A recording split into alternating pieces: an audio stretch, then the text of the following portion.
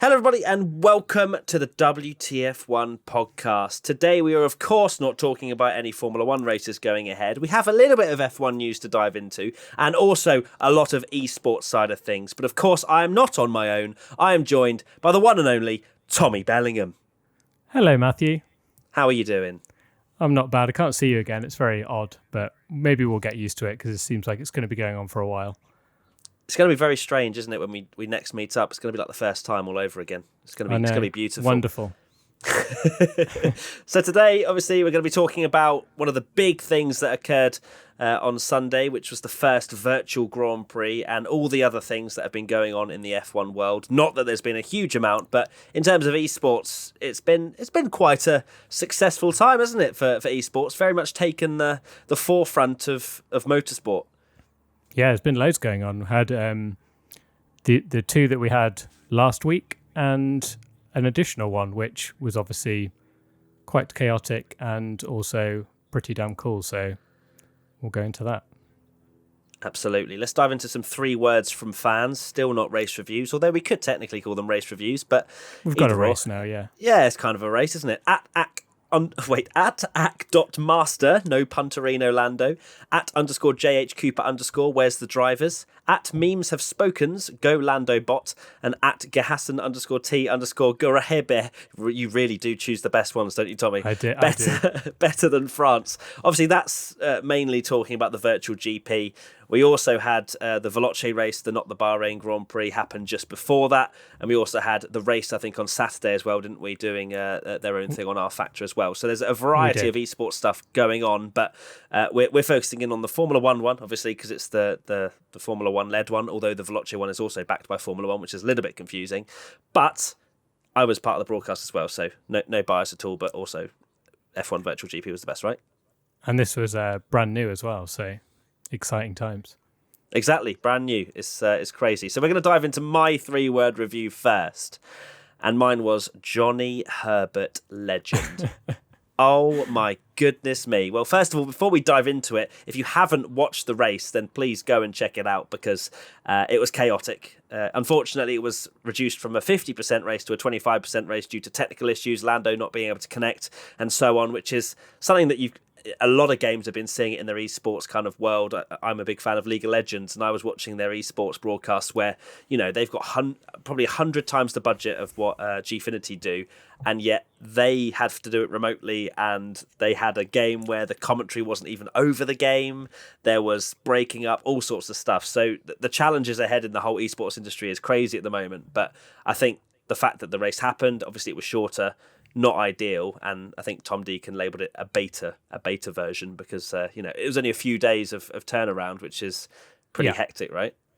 Yeah, exactly. You had issues with the Veloce one on the very first time they did it, and you've got to give F1 the benefit of the doubt. It's the first one they've done, and also it's quite easy to banter about, you can tell it's not real because there's all these connection issues and stuff, but issues happen in sport in real life. We've had incidents where, in Formula One where lights haven't turned on or things like that. So this is just a kind of technical hitch that you get with sport in general, really.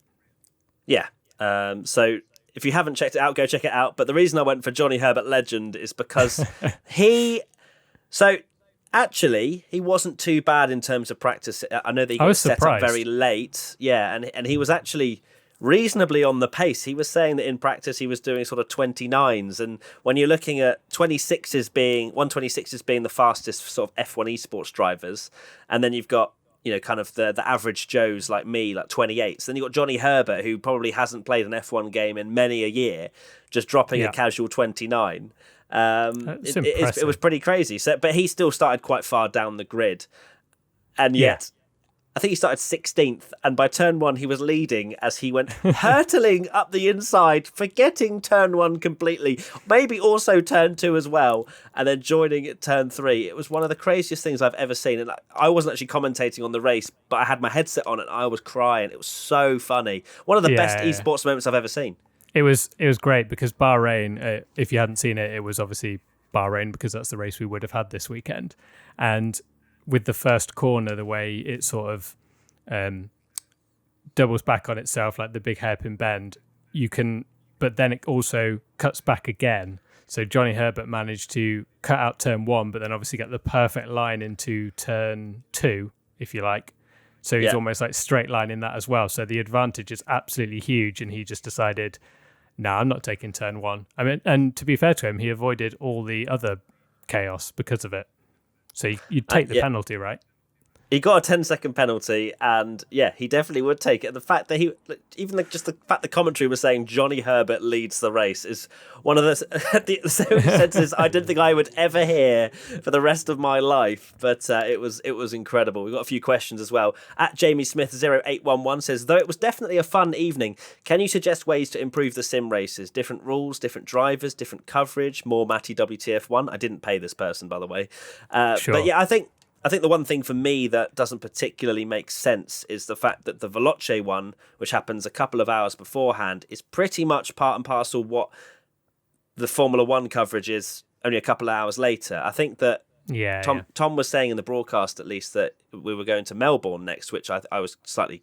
I don't know if he meant to say that or not, because I feel like we'll be going to China next, but... I feel like there definitely needs to be a variation. I know that Veloce have changed it so it's 25% race with qualifying, and then you got 25% reverse grid after that, which definitely spices it up a little bit. But I feel like there needs to be a little bit more variation, if I'm being honest. Yeah, you've obviously got the 3, I guess you'd say, major players in terms of the esports race going on at the moment. So you've got the race which do theirs on R Factor, then you've got the Veloce one, and the fact that you had the race one on Saturday, you almost want that one in the middle because it's a bit different. Whereas because they're back to back, and especially because of the timing as well, it was literally straight after. If you watch the first one, it almost feels very, very similar. And there's also a lot of very similar drivers as well, isn't there? Yeah, exactly. I know that with the Formula One, there was no F1 esports drivers, and they were all basically celebrities, content creators, and so on. Which I actually preferred. I preferred that to having 4 or 5 F1 esports drivers and then them just romping off, and then it's just a battle for 6th place. So at least we had Philip Eng and you had Guan Yu Zhou, fighting for the victory and things like that, which is something that you'd never see in a normal esports tournament. So for me, I like that more than having a mixture, because it just doesn't really make sense to me. Whether it's a case of having F1 esports drivers as a race and then the celebrities as a race, I don't know. But I think that F1 have it right. Yeah, I was thinking the same thing. I can't actually remember if I mentioned it in the last one, but I think we were speaking about it maybe just on our own when we were chatting, that with the Veloce one, it is very much, you had the esports drivers just blazing off into the distance, and it was a bit similar in the very first one with the race as well, where you had people like Max Verstappen, who didn't actually do the latest one, but he was in the first one, and so was Jimmy Broadbent and DaCosta and these people. But because the R Factor 2 players that play week in, week out were just storming off into the lead, you didn't really get to see the celebrities, if you like, doing it.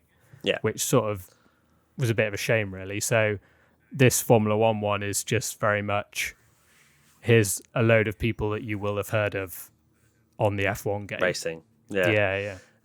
And the lineup was ridiculous. I know a lot of them did translate from Veloce to F1 Esports, like Ian Poulter, and you had, all sorts of drivers coming from there. But there were a few different ones as well. You had Liam Payne, you had flipping... Yeah. Oh, my... I couldn't believe that when Williams announced Liam Payne. I was like, what? How? Yeah, it's such a random thing. And it's one of those things, again, where if you'd have said to us 3 months ago that we'd be talking about Liam Payne driving a Formula One game, I mean, what is this crazy dream that's going on right now? Yeah, and a nightmare, I guess, in some ways as well. Yeah, true. So obviously, other drivers coming from Veloce to the race, like Gutierrez, Van Dorn. There were so many people that are so keen to be involved. But I think that with this happening now, so many more racing drivers are now wanting to get involved. You see all these drivers getting their sims set up. I was speaking to Ollie Webb only earlier today, and he was saying, I've got my sim set up. How do I get involved in the F1 virtual GP and stuff like that? So the interest is there, which is amazing, because obviously not many people have many things to do at the moment. But in terms of going back to Jamie Smith's question of what could be done differently. I think just even if it's on a different day, as you say, maybe if it's the Veloce ones on the Saturday and then the F1 ones on the Sunday, at least there's that break in between rather than going straight from one broadcast to another. But then at the same time, it's absolutely ridiculous the viewers that I didn't see the Veloce and how many they got. But in terms of Formula One, there was reports of it being like 400,000 concurrent viewers, which is it was absolutely mind-boggling. And the funny thing is that obviously we were doing the broadcast at the Gfinity Arena, but there was as minimal amount of people as you possibly could have. Yeah. So for us as a broadcast team, we felt like we were broadcasting to 100 people because it didn't feel like a normal F1 esports show. We had so many you just had cameras on tripods with one man kind of just sorting the whole thing. So for us, it just felt like the complete opposite. So it was crazy to hear the numbers, and it just shows that the interest is there because not that many people would tune in, even if Formula One was on and that sort of stuff. I know that they'd probably choose the real life sport, but it's nice to see that it's coming to the forefront. Exactly, it shows there's an appetite for it. So many people that I know that maybe aren't even that interested in esports and maybe have a small interest in F1. They were still watching, and I saw a lot of people posting about it. So it's awesome that many people, and this would have been maybe a lot of people's first time watching it as well, watching this kind of virtual racing. So pretty cool. Yeah, as horrible as this whole situation is, it has given esports this incredible opportunity for people to understand why someone else would watch someone playing a game. And as horrible as this whole situation is, I feel like esports hopefully will now have that platform even when real life sport returns. In order to 100%. It's a proper game changer, isn't it? This is a game. Good one. It was completely accidental. Yeah, it's a game changer for esports and the whole industry. It's just, this is, in a weird way, their time to shine, I guess. Yeah, I mean, there's not the fact that Sorry. F1 esports. That's all right. I'll get as long as it's not Corona, Tommy, we're fine. No, exactly. I just needed to. But in terms of what was I going to say, the viewership and whatnot, it is crazy to see, and I think that. I completely lost my train of thought after you coughed then. It'll come back to me. Anyway, let's move on to the next question. At F1_Monocoque, why was Liam Payne the only one who maintained his social distance on the leaderboard? Liam wasn't particularly good by any stretch of the imagination. I'm not sure why he set a 2 minute 16 and then retired from the session, because I know that they couldn't physically brake their car because it was on reduced damage. So very strange decision from him, and I know he was very much off the pace. But if he comes back again, it just shows that he's able to put his dignity on the line a little bit and just have a bit of fun, because a lot of these guys are. Yeah, I mean, fair play. It's obviously quite funny watching people, but fair play for them for turning up and giving it a go, to be fair. So, and I did hear actually with Liam. Oh, go on. Sorry, I did hear with Liam Payne. Don't know if this was true, but someone tweeted that the racing line was forced off or something in the actual race. Oh yes, but he'd been driving with the racing line. Yeah, you posted that on Twitter, so I didn't see who that actually came from. But yeah. Right, continuing on. Why not more F1 drivers? At Emma Reginkos says, why do you think most F1 drivers didn't want to participate in the E-race? And is there a way to change that? For me personally, and this just comes from my opinion rather than having hard facts, but well, apart from potentially Max Verstappen not wanting to race on the Formula One game because he didn't really want to trundle around the back. I think that's what he told Ziggo Sport, if I'm not mistaken. So I know Max, obviously, competitive, doesn't want to be trundling around the back. But I think the other drivers, probably just a case of they don't have to, so they won't, sort of thing. They probably don't, especially the older drivers, probably don't see it as a particular, they don't see it as any reason to go and do it. And I don't know how they're approached, but I'm sure F1 are like, would you like to, rather than you have to. And, they don't have any contractual obligations to do it, so why would they, I guess? Yeah, it's true. I guess I remember Danny Rick, actually, maybe it was in Baku, him telling us that he wasn't interested at all in sim racing and doesn't do the whole gaming side, and that Max Verstappen loves it, and he was mentioning that Max is proper into it, but it's just not his thing. And obviously we saw him chilling on a tractor instead. Yes, I guess it is that as well. Not all of these guys just have access to a simulator. Although I'm sure if they said yes, I'll race, there will be some sort of logistics put in place to, 100%, yeah. to send a sim over. So I think the drivers are just enjoying the downtime, and it is a shame. I would love to see, even if it was just a one-off for Lewis Hamilton or whoever, just to have one race, just to spend a little bit of time. We know Lewis loves Gran Turismo, which means he's not going to be rubbish at the Formula One game. Exactly. So there are drivers out there. I mean, George Russell, I don't particularly see as any excuse. He's a young driver. I'm sure he has access to a sim. Yeah, same with Alex Albon as well. Yeah, Alex Albon. I just find it a little bit strange that more F1 drivers weren't involved, but maybe it just took one. Maybe they were watching at home and they've seen that 400,000 people are watching. And they go, actually, this might be worth it. Because I think. Sorry, carry on. Sorry, it's weird. It's weird because we're not together, just interrupting each other all the time. Go on, you go. All I was going to say is that I didn't. They may not have seen it as a reason to do it. They might have thought it was just a small gaming thing, but actually, it's pretty damn huge. Yeah, and I think it was, to be fair to F1, quite short notice as well. It wasn't, it was, and like you were saying with the broadcast, it was put together fairly quickly. It was only announced recently. All the F1 drivers have been announced, and I guess the biggest disappointment for people was when it was publicized as we're doing an official Formula One virtual race, and all the drivers have been invited. You'd say, well, even if it's 4 or 5. It would still be pretty awesome, but the fact that only one of them turned up, I guess that was people's disappointment. 2, Latifi. 2, yeah, sorry, 2, yeah.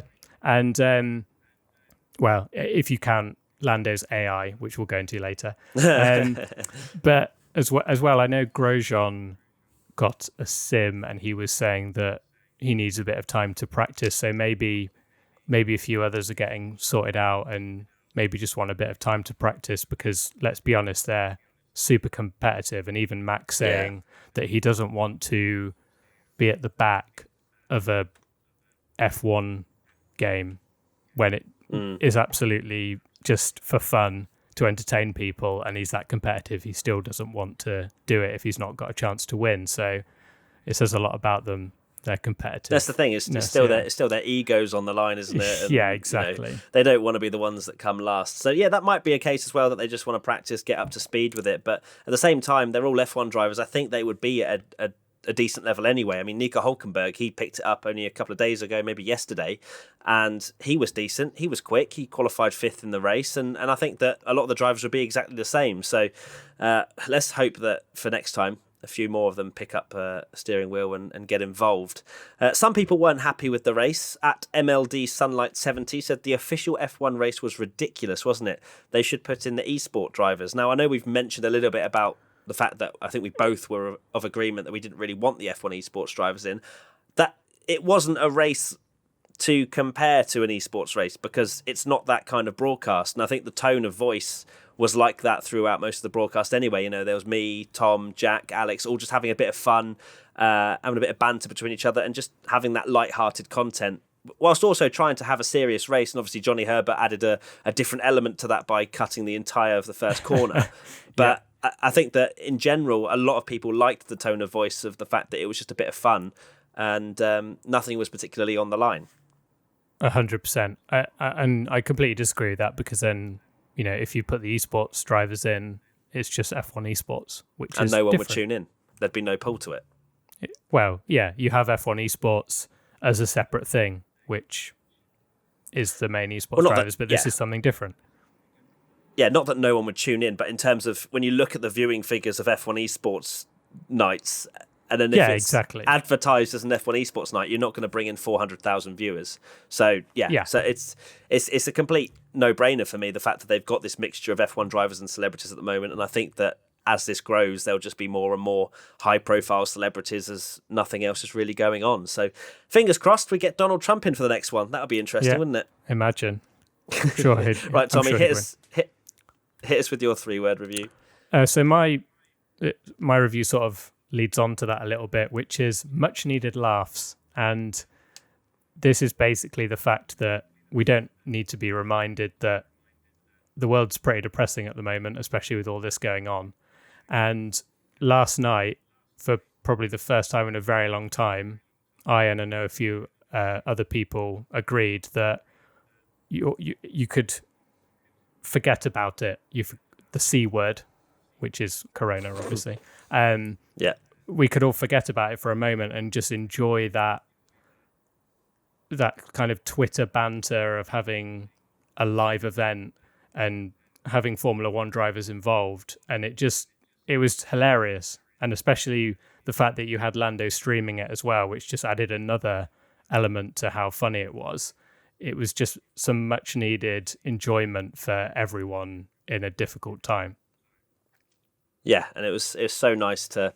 Obviously, I couldn't enjoy that because I was part of the broadcast, but I have seen some clips of Lando Bot and phone calls to George Russell and Max Verstappen and all sorts.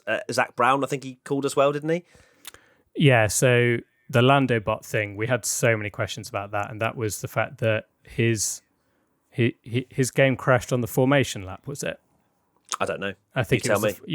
I didn't know how much you knew. I saw a clip, and I believe it was the formation lap where his game crashed. So his AI was still driving round, but because everyone was crashing so much, his AI still managed to be in the kind of top 5 through the whole race. I'm pretty sure his AI was also set to like at least 100. So fair.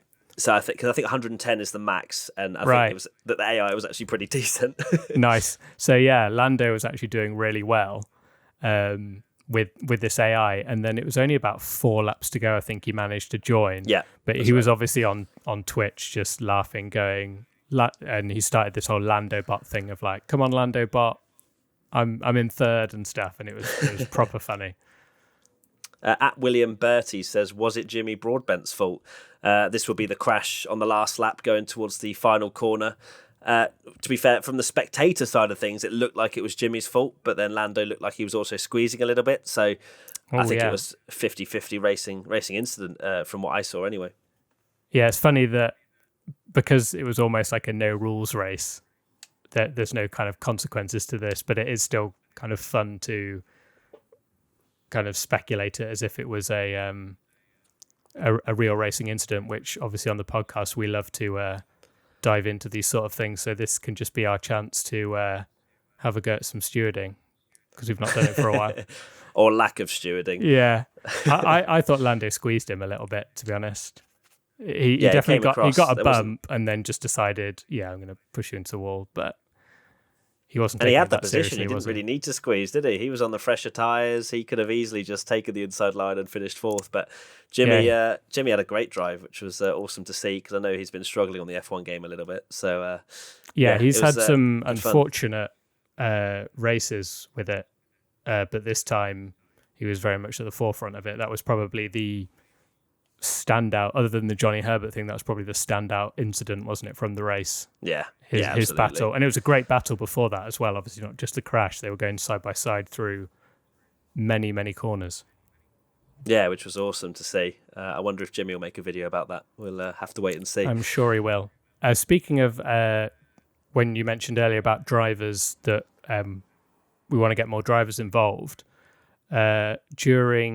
after the race, Lando did actually call Alex Albon, and they were having a chat for a bit, and he said he basically said Alex should get involved, and he was like, yeah, I think I will. So good. Hopefully he didn't. Fingers crossed. Couldn't convince Max. No, they were kind of bantering about it, weren't they? Yeah, I don't think Max is particularly fond of the F1 2019 game. No. But anyway, it was all good fun, wasn't it? And a very nice evening. A very nice evening all round. Now, we need to take a brief intermission for this WTF1 podcast to have a quick chat about our sponsor for this episode, Babbel. Is that right? Babbel? Is that how we say it? Babbel, yeah. Yeah, like Ryan Babbel. That's what I've been calling it. Ryan Babbel. In these testing times of not being able to travel pretty much anywhere, I think it's fair to say people have more time on their hands than usual. At least I do. Hardly leave the house. One of the things that Babbel can help you with is learning a language. Now, I learned French and German in secondary school, and it's quite funny actually. I play Call of Duty Warzone quite a bit. And have you played it yet, Tommy? Have you played it? I haven't. No. You should get on it. I'd be terrible. And so it's a battle royale game, and I joined a game with two German guys, and genuinely I could tell like a few words, but I was sat there like, I wish I could learn what they're saying a bit more, because they were saying directions and all sorts, and I was going, I have no idea where this guy is to shoot. Anyway, back to Babbel. So basically, I pretty much forgotten all of my German and French, but with Babbel you can relearn that language in a matter of weeks.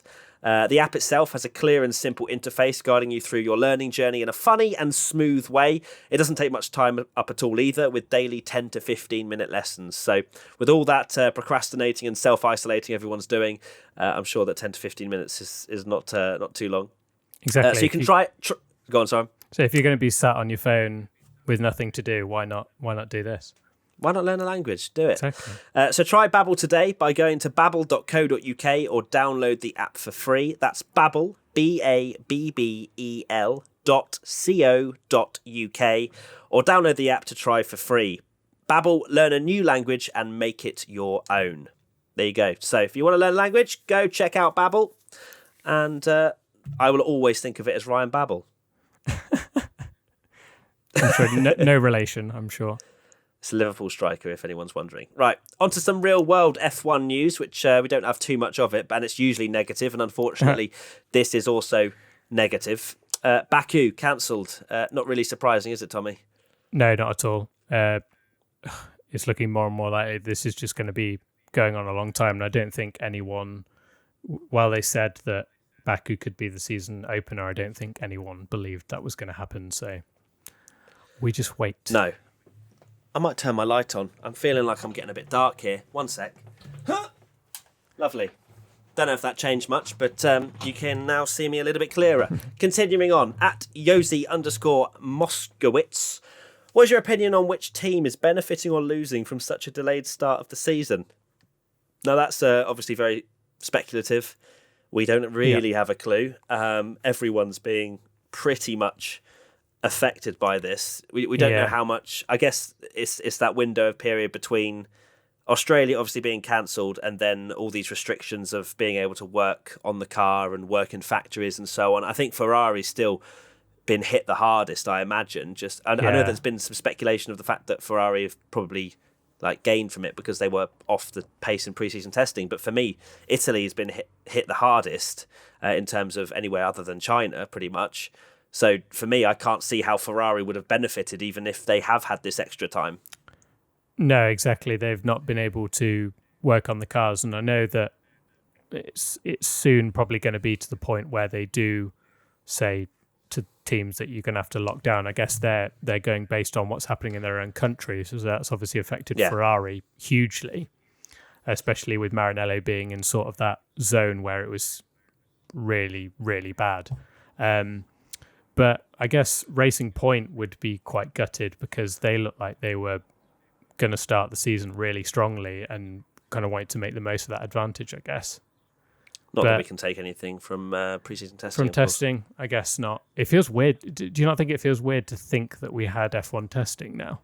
Yeah, it's very odd, isn't it? It's very strange. Yeah. I was thinking about it the other day and I saw some pictures and videos and it felt like it has never happened now because of obviously racing happening. The funny thing is, it'll be if we eventually have a race and everybody turns up with a Racing Point copy of Mercedes. Imagine that if all the teams have gone back to the drawing board and gone, well, why don't we do this? Hopefully we'll get a race at some point. But obviously, Baku hasn't been cancelled, though, has it? It's been postponed. Postponed, yeah. Yeah, you wrote cancelled. Oh, sorry. No, sorry. Postponed. They've all been postponed. I mean, let's be honest. The only one, obviously, that's been cancelled for good is Monaco. But they're saying postponed, but let's be honest. The later and later this goes on, they're not fitting 20 races into a month, are they, at the end of the season? So it's going to be difficult. Need to be careful with these scripts, Tommy. You know that I'm like Ron Burgundy, and I'll just read out whatever's on the script. Yeah.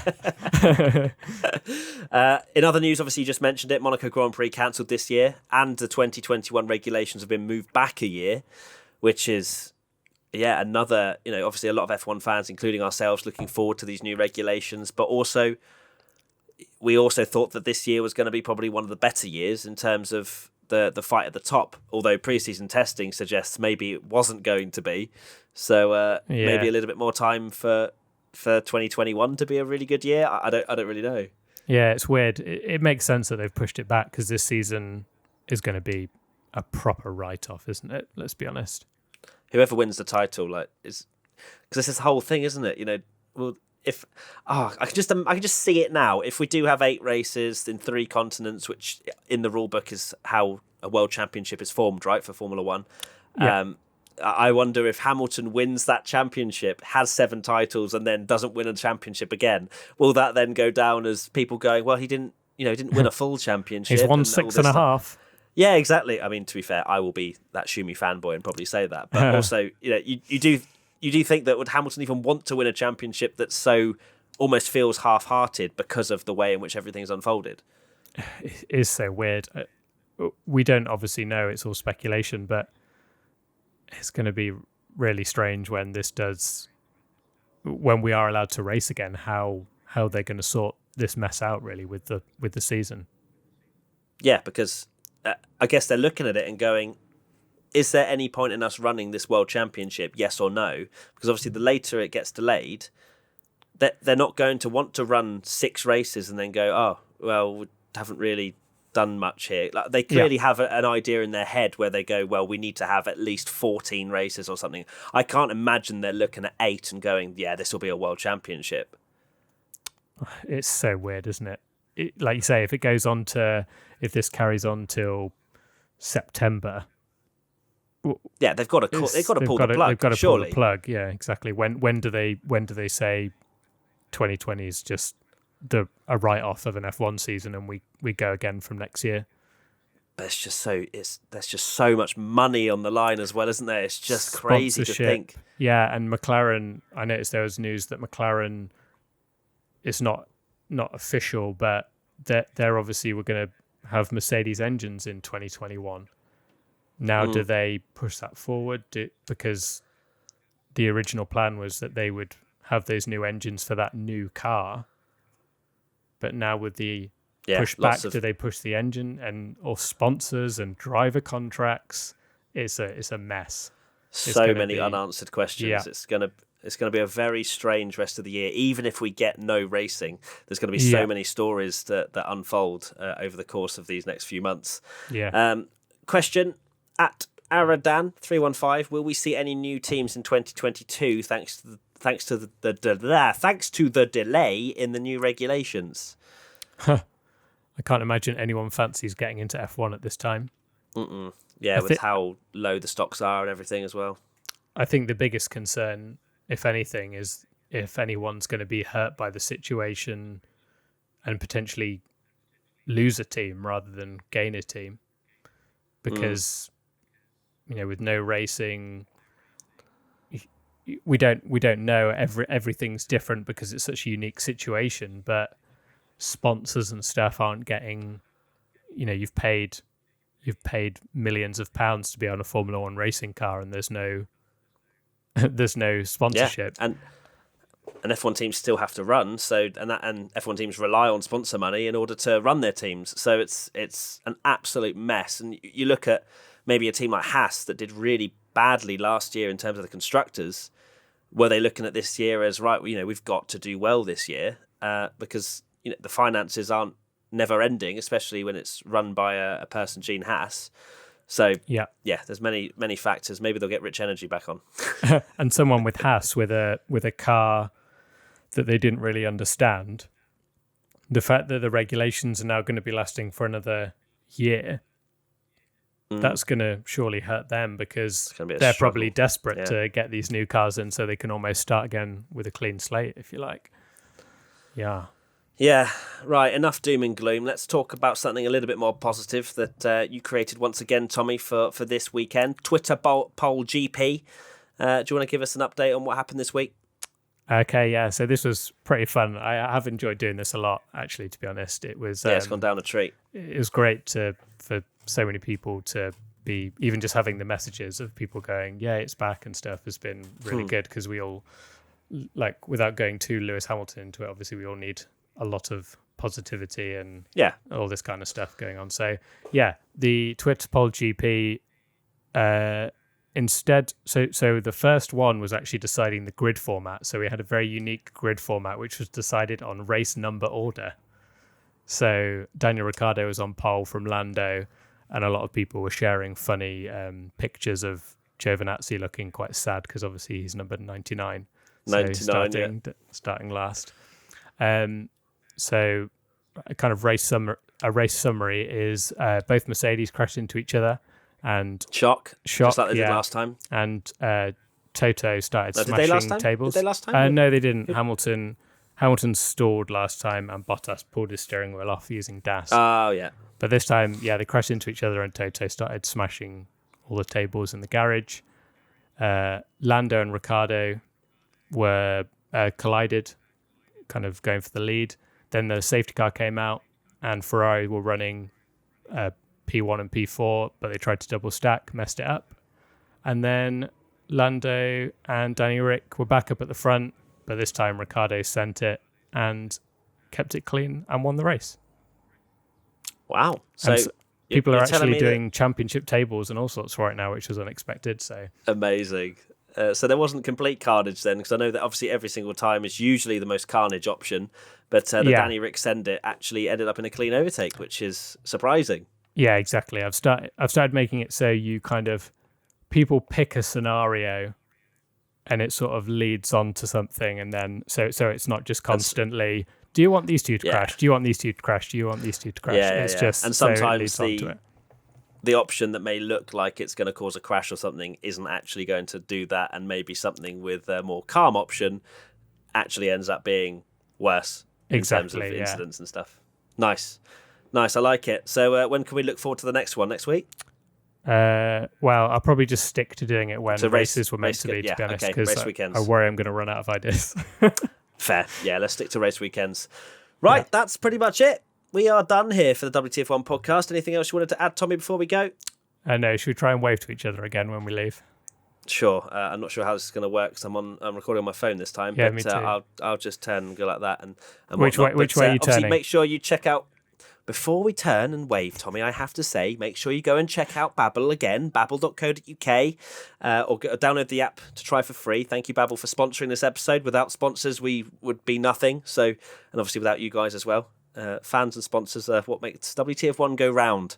So make sure you also check out That Time When, which is coming out next week for audio listeners. And if you haven't checked that out, please do. It's when we talk about the most incredible moments in Formula One history. We won't be adding to that anytime soon with no races, but hopefully we will at some point. Hey, Tommy. Yeah, exactly. And if you've not listened to any yet, now is the perfect time, because with no racing on, we've recorded, a year's worth. So there's plenty of classic races that we dive into. So now's the time to get listening to the old ones if you haven't yet. Exciting stuff. Right, thank you so much for listening, guys, or watching if we go for the watching as well. So that's it. Thank you so much, Tommy, and let's wave. Goodbye. Bye. Right, I'm going to look to the right. I'm already waving. Which way are you looking, though? I looked left. I looked left again. Okay. Bye. I think we're good. Yeah, it's mirrored, so okay, bye. Bye.